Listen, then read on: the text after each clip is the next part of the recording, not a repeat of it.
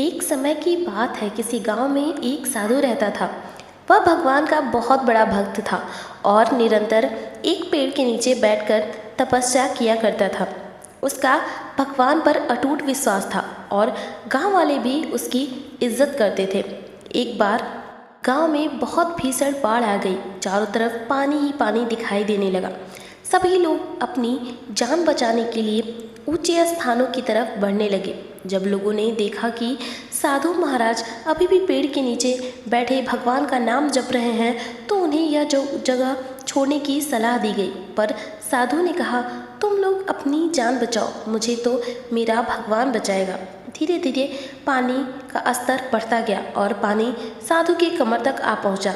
इतने में वहां से एक नाव गुजरी। मल्लाह ने कहा, हे साधु महाराज, आप इस नाव पर सवार हो जाइए, मैं आपको सुरक्षित स्थान पर पहुंचा दूंगा। फिर साधु महाराज ने कहा, नहीं नहीं, मुझे तुम्हारी मदद की आवश्यकता नहीं है, मुझे तो मेरा भगवान बचाएगा। साधु ने उत्तर दिया।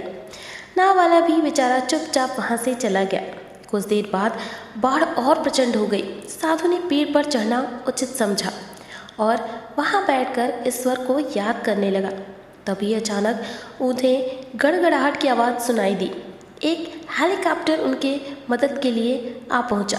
बचाव दल ने एक रस्सी लटकाई और साधु को उसे जोर से पकड़ने का आग्रह किया, पर फिर साधु वही बोला, मैं इसे नहीं पकड़ूंगा, मुझे तो मेरा भगवान बचाएगा। उनकी हट के आगे बचाव दल भी उन्हें लिए बगैर वहाँ से चला गया। कुछ ही देर में पेड़ बाढ़ की धारा में बह गया और साधु की मृत्यु हो गई। मरने के बाद साधु महाराज स्वर्ग पहुँचे और भगवान से बोले, हे प्रभु, मैंने तुम्हारी पूरी लगन के साथ आराधना की, तपस्या की, पर जब मैं पानी में डूब कर मर रहा था तब तुम मुझे बचाने नहीं आए, ऐसा क्यों प्रभु? भगवान बोले, हे साधु महात्मा, मैं तुम्हारी रक्षा करने के लिए एक नहीं बल्कि 3 बार आया।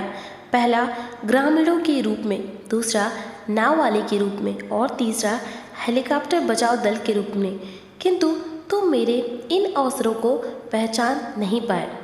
भगवान अपने भक्तों को कठिन से कठिन परिस्थिति से निकालने के लिए कई रास्ते दिखाते हैं, लेकिन सही रास्ते को देखकर उस पर हमें चलना अति आवश्यक है, क्योंकि भगवान हर बार किसी न किसी रूप में आपको हर परिस्थिति से निकालने के लिए ज़रूर आएंगे।